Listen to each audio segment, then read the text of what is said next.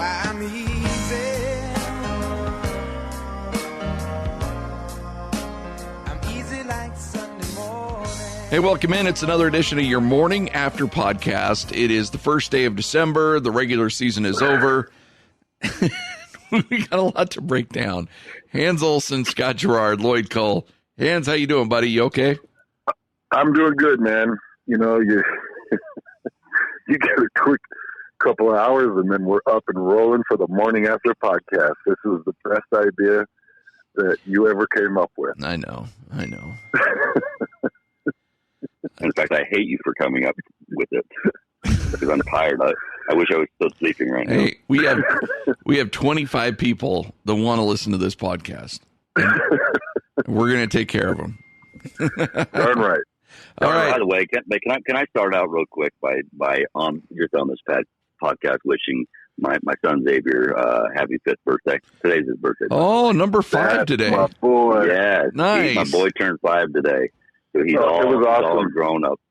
It was awesome, Scotty. Yesterday, Lloyd came down to the studio with Xavier, and Lloyd and Xavier hung out with me and Kyle and Brian, and so it was fun, man. It was a fun night. Got some pizzas, some wings, hung out, watched some good football, and then did a lot of breakdown, of course, a lot of radio, but it was fun to have Xavier there, dude. Well, with that crew, I don't know. I'd say Xavier had learned some new words, but I think Lloyd's taught him enough words already that he's probably pretty... No. Xavier's ready to enroll in the Air Force right now. Yeah. Like he could go into the Navy and just be like, boy, this is calm. I anticipated that the words would be a little bit more severe. I made one here. mistake. One mistake. You guys are never going to let me live that down. It was a big one, Lloyd. Mistake. It was the granddaddy of them all. It was a big one.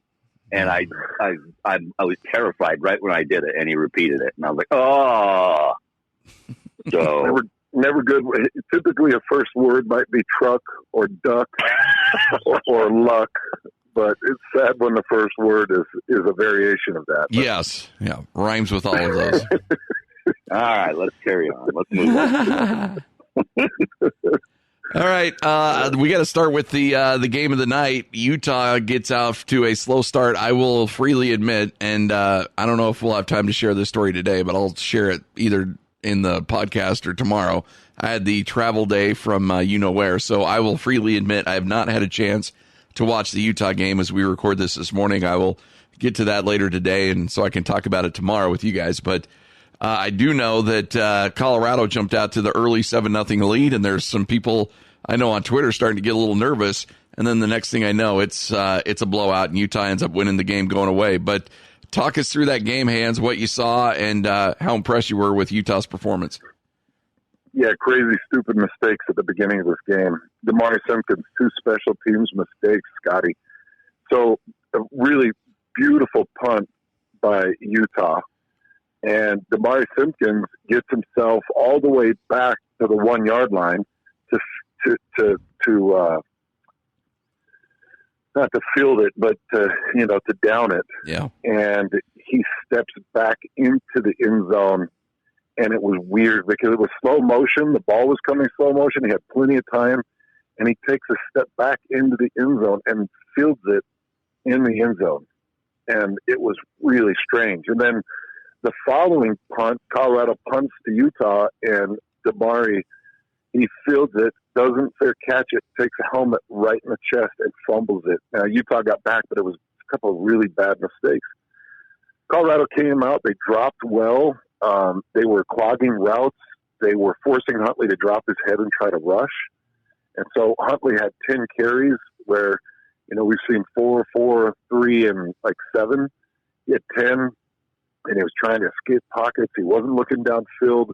I know Lloyd, in one play, Lloyd was talking about seeing the route that opened, and it was wide open. But it was weird, Scotty. They took him off his game. They made some bad mistakes, and then Andy Ludwig stuck with the run. Moss started to spring. They worked Brant Keithy off of Moss' success. They found a couple of outside routes, quick slants, and then they got rolling, and that was all she wrote. And Damari Simpkins, he redeems himself by returning a punt for a touchdown. Julian Blackman returned a punt for like 40-some-odd yards, got him in great field position. And the defense does what the defense has always done. They just make everything difficult. And then Utah got rolling and I think got the style points they needed. 17 points in the second, 14 in the third, and 14 in the fourth, but a big old goose egg in the first. Yeah, it was weird seeing Huntley kind of in that maybe that first half revert to the old Tyler Huntley, where he just wasn't comfortable. He didn't look comfortable at all. He kind of had those happy feet where right away. I mean, like you talked about that pattern that was going across him, and you see it flash right in front of you. And in games past, he would, even if he started running forward a little bit, he was still always looking forward or looking up, and he would see that guy and he would hit him, and he was just. I'm not. You know what? I'm willing to put that as nerves. Senior day. You have one big game. Maybe you want to do more than you really have to on your senior day. But it was kind of weird seeing that. But once Utah's off, and by the way, that Keithy, I think you're going to enjoy that guy for one more year, and that guy's going to the NFL after next year, probably after his junior year, because that guy is good, legit. I mean, how many touchdowns did he have? Three touchdowns. I think is what he had. He is unbelievable, and that is a weapon that Andy Ludwig, I think, really enjoys having. Two receiving touchdowns and a rushing touchdown for Keith yesterday. Weird thing, Zach Moss struggled, by the way. It took him. I mean, he didn't get to the 100. He finally started getting some bigger chunk yards in the second half. But that first half, that line did a heck of a job of really bottling him up. Well, Scotty, they came out and they did put 8 in the box and rotated 7 and 8 in the box, and they basically Mel Tucker, Colorado head coach, said we're just not going to do this. Okay, fine, we'll let things leak, but let's get run stop blitz. Let's pack the box. Let's force all run downs. Let's force them out of the run. And they dedicated to it defensively and did a decent job.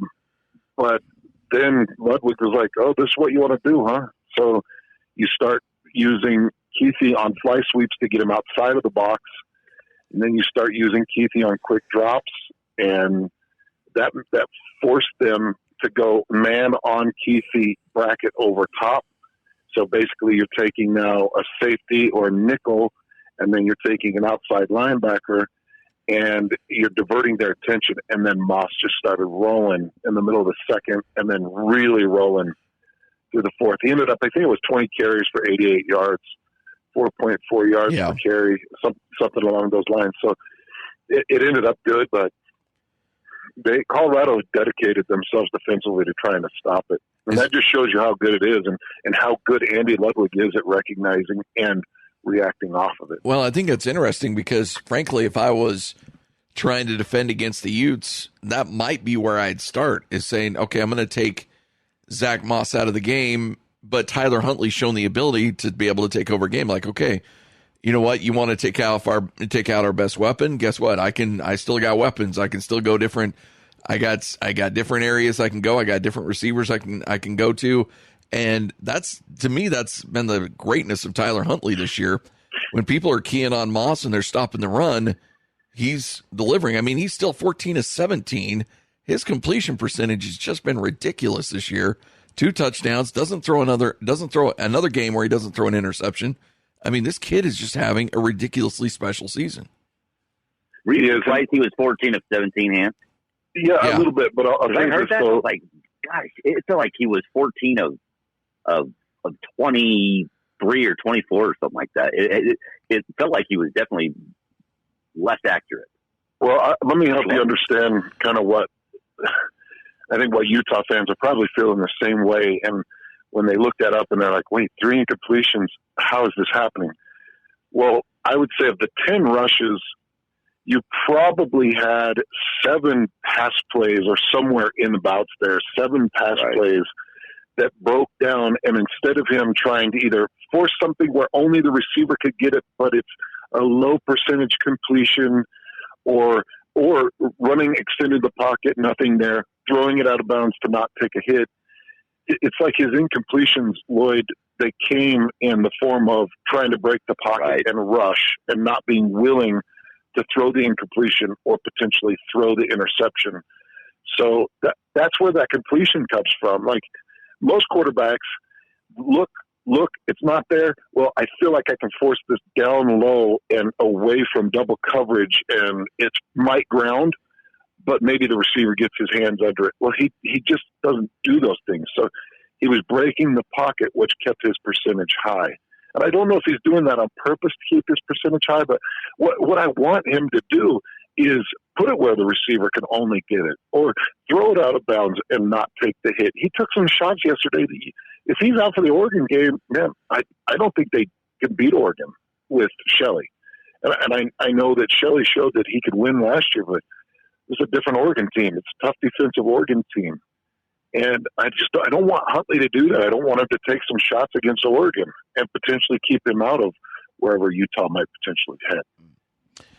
Well, speaking of Oregon, it's on to the Pac-12 Championship game. This time the Utes are a 6.5-point favorite, taking on Oregon, game coming up later this week.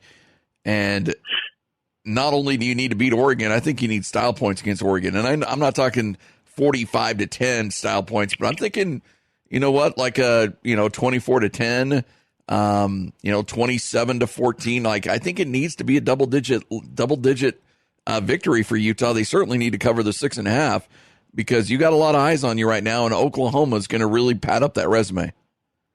Well, where are we at right now, Scotty? Because so Alabama loses to Auburn yesterday.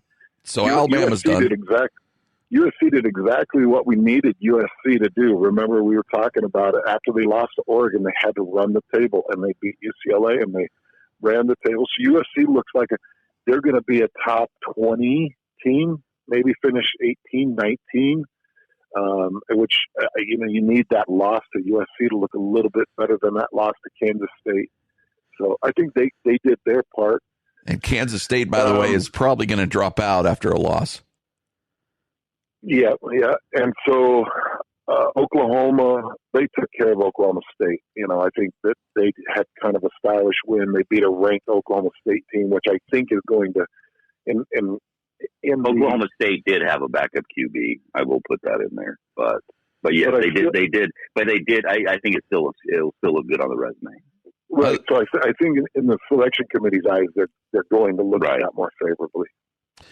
Iowa State, which was a top 25 team, I believe they lost yesterday, so that's going to drop them out of the so they lost to Kansas State. So Kansas State, that helps a little bit with Kansas State winning, but also hurts with Iowa State losing. So they're going to. Well, look at this. This is what worries me too. So we were talking about how important it is to have two 11-1 teams in the Pac-12 championship. You've got two 11-1 teams in the Big 12 championship with Baylor and Oklahoma. So that's going to be an overall probably higher percentage win. Even though, Oregon's great, they're still going to be ranked. You're looking at two 11-1 teams, and the winner of that conference, it won't be Baylor. Baylor's strength of our conference was horrible and embarrassing, and it's got to be Oklahoma. Baylor, Utah get in over Baylor. I don't have any fear of that, but I really worry about Oklahoma, Scotty. As you should. I mean, Oklahoma's going to really pad up that resume. If they beat Baylor, and especially if they beat Baylor handedly, that's a win over a top 10 team. And then I think Oklahoma has a really good chance of leapfrogging Utah. That's why I think Utah's got to go out and really put it on Oregon. Yeah. By the way, Oregon looked like a top team. 25 finishes. Yeah. So it'd be really impressive. Go ahead, Lloyd. Well, Oregon, I think it looked pretty obvious that they were looking ahead in that Oregon. I mean, they were already preparing for Utah. I mean, they put up 24, pretty high potent offense. Put up 24 on Oregon State. They allowed 10, but it looked like they were kind of already looking ahead to that Pac-12 championship. Yeah. All right, so we'll have complete coverage of that game coming up later this week, and cannot get here soon enough. Excited to break that game down all week. Let's shift gears. That San Diego State defense is the real deal, and they hold BYU just to a field goal. I know there was missed field goals, missed opportunities, but I'm telling you, Hans, in no way, shape, or form did I ever anticipate BYU losing that game. San Diego State with a redshirt freshman quarterback. Their quarterback was out. He comes in, and that's what San Diego State has done all season long. They've won a bunch of games, 16-7, 13-7, 13-3, 14-7. I mean, they ugly up a game better than anybody else. And BYU fell into that trap, and BYU ends up with a loss. You were looking at a couple of coverage breakdowns for BYU, and that became the issue. It was like, okay, who's going to break first? And there's been such a mix and match in that BYU defensive backfield. They've tried to have some mainstays, and Danguanaluku he was involved in a lot of the run game, and they were asking him to do a lot defensively. But there was a couple of coverage breakdowns. Other than a couple of coverage breakdowns, BYU defense did okay. Yeah. It's not like San Diego State got loose with their crazy offense. It just wasn't like that. They did find a couple of looks, and you had a couple of breakdowns. It was BYU's offense that was so disappointing. Hey, Lloyd, tell me if you've ever heard of this in your life. 81 offensive plays and 3 points. I can't think of more offensive plays and less points than I've ever seen in my life. Over 400 yards of total offense, too. Well, it was all on Zach. It was all on Zach Wilson. I mean, they didn't have. I mean, he's the one that did all the damage. He had 8 carries for 29 yards, 31 of 53 attempts for 316 yards, 2 interceptions. I mean, they just didn't have a running game. He was their running game. I mean, he was their leader with 8 carries, 29 yards. Next was Lapini Katoa with 10 carries for 22 yards. It was like not having a running game was hard. It kills you to have all those injuries. Like, right. It's Sione Finau going down, and I don't know what happened with McChesney. I don't know why he wasn't maximized yesterday, why he wasn't being used. It's weird to me because I thought he'd be the key option for San Diego State, but no run game, and then you decide to lose the turnover battle. I think it was 3-0. Was the turnover battle 3-0 or 3-1? By the way, I'm looking at a tweet from Jake Edmonds from he works over at KUTV in their sports department, and he tweeted out, since the year 2000, only 4 teams has a team recorded more than 400 yards of total offense and scored 3 or few points. San Jose State did it against Hawaii in 2014. Kent State did it against Western Michigan in 2010. Funny enough, BYU did it against UNLV in 2002, and BYU did it again last night. That's only the 4th time in the last 20 years that a team has had over 400 yards of offense and scored 3 or fewer points. Oh, man. That is a bonkers stat, man. And I'm not going to call them out by name, but I am high-level disappointed in 2 field goal kickers that can't get out of their own way. Okay, name a game that you guys remember seeing 2 field goals missed under 30 yards. Those are chip shots, man. Those are basically extra points, and you missed 2 of them. And BYU, they're engaging and trying to get back in this game at the very end. If they can kick the field goal, they'll get an onside opportunity with 20 seconds left, and then maybe you get 3 shots into the end zone for some type of big play and get yourself in that game or possibly win that game. But instead, you get stopped. You go to kick the field goal. I think it's a 24-yarder or 26, and you just blow it. It's like, what is wrong with you guys? You have one job. You've got one job. Yeah. Are you not practicing enough? Are you not being put under pressure enough? Are you just that worried? Or what are you doing? You you kick the ball and you're letting down the team. And I know the game wasn't won and lost totally there, but you had an opportunity in the kicking game to put 6 points with 2 under 30-yard field goals. I'm disappointed. You make those, and at least it makes it say 13-9, and then you have a little bit of belief that you can do something. The game's not out of reach, but when you have 3 points through 3 quarters, I think you're thinking, yeah, we have no shot. Yeah. There's no confidence whatsoever. I mean, I think that's a great point, Hans, is how killer those field goals were, because, instead of going into the fourth quarter, maybe only down, 6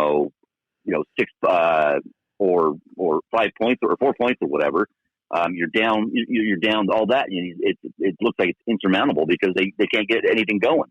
And by the way, the BYU's red zone offense, it has been bad all year. It hasn't been good at all. And that's one thing they need to figure out, because they've struggled with it all season long, and they still haven't got an answer to it. And I get it. San Diego State is a good defense, but you got it. 3 points with that many yards is just, it's unacceptable. I did have an opportunity to watch some of the film this morning, you guys, and San Diego State's really good defensively.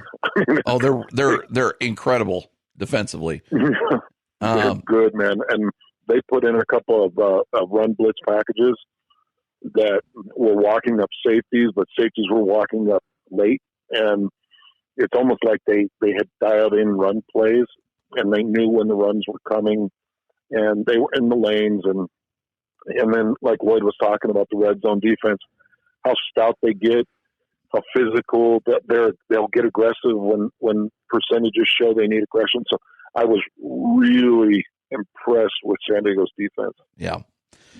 And then finally, to wrap things up, Utah State goes to New Mexico, does exactly what you think they should do. New Mexico's a really, really bad team. And they've just been decimated with injuries this year. Utah State led 31-6 at halftime. New Mexico scores a couple touchdowns in the third quarter. Utah State pushes it back out. Final score in that one, like 38-25. Utah State kind of let the foot off the gas, let New Mexico get the running game going. And they scored a few scores in the second half, but that game was really never in doubt. And so the Aggies get their 7th win, and now they sit back and wonder where they're going to go bowling. And considering the adversity this team has had this year, kind of the up and down season, they responded well yesterday and ended up getting the W. And so they'll go. I talked to John Hartwell at halftime. He mentioned that the Arizona Bowl is on the table. He does not think right now that they're going to Boise, but certainly anything's on the table right now. So it ended up being a team that certainly has some pretty significant deficiencies with the offensive line and the defense and stopping the run. But they still have a chance for an 8-win season. And I think right now Gary Anderson will take that in his first year with all the losses they had, especially on the offensive side. What's your feeling on Jordan Love, Scotty? This is pure 100% speculation on my part. I would be surprised if he's back next year. I think that. How did he play in this game? He played all right. He threw one interception, but for the most part, it was incredibly windy. He was below 50% on completion percentage, but he did throw 3 touchdowns.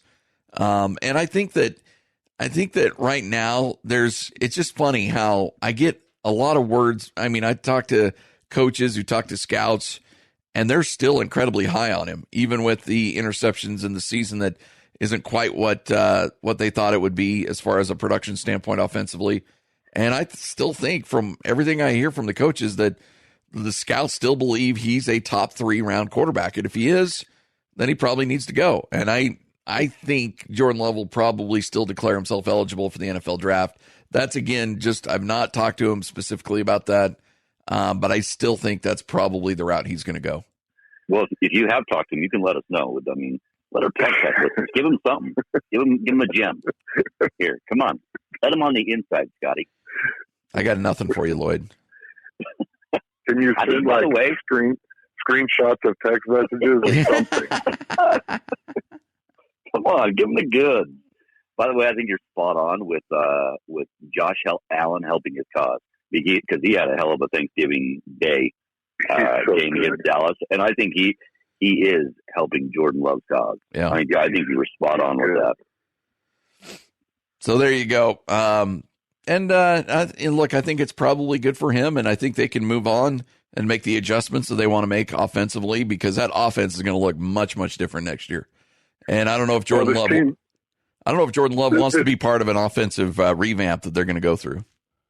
This team looks much, much different from the team that we watched in the first 5 weeks when Jalen Warren was healthy and David Woodward was healthy, and there was confidence in run game and support. And then I think that LSU guy, I think Colorado State wore him out. I think LSU flatlined them. I think they were trying to rebuild straight depth and confidence and health back. And I'm pleased with 8 wins. If David Woodward and Jalen Warren and Gerald Bright, and if everybody was healthy right now, and it was like, now they eked out 7, I'd be like, man, that just feels. But where you lost so much along the way, and Jalen, I don't think's ever gotten right since his injury. Yeah, I agree with that. And so I'm okay. 8 wins, get healthy, get that bowl win. You need to get that bowl win. And Jordan Love, I think, will prepare well and probably have a really good bowl performance. 8 wins, I'm pleased with it for Utah State with everything they've gone through. All right, that wraps it up. By the way, how was the real quick? How was the Japanese steakhouse? Oh, it was delightful. We had the shrimp and then the New York steak. Caught the shrimp on the first try. It was great. It All right, really well. We're done here. You can wrap it up. Okay. Hey, by the way, Weber State on a bye week, but we'll be talking about them next week. Yep. All right, there you go. Your morning after podcast, gentlemen. Thank you for your time. Uh-oh. Is Mama upset? Uh-oh. Mama's upset. Hello. Oh, no. Wow. He's out. No. He gone? Wow. Okay. Jeez. I mean, that was fast. We can give our final goodbyes. When Mama wants to go, Mama wants to go. All right, Lloyd. Okay. It's been a pleasure chatting with you. All right, my friend. This is your morning after podcast right here on 97.5, 1280 The Zone and the Zone Sports Network.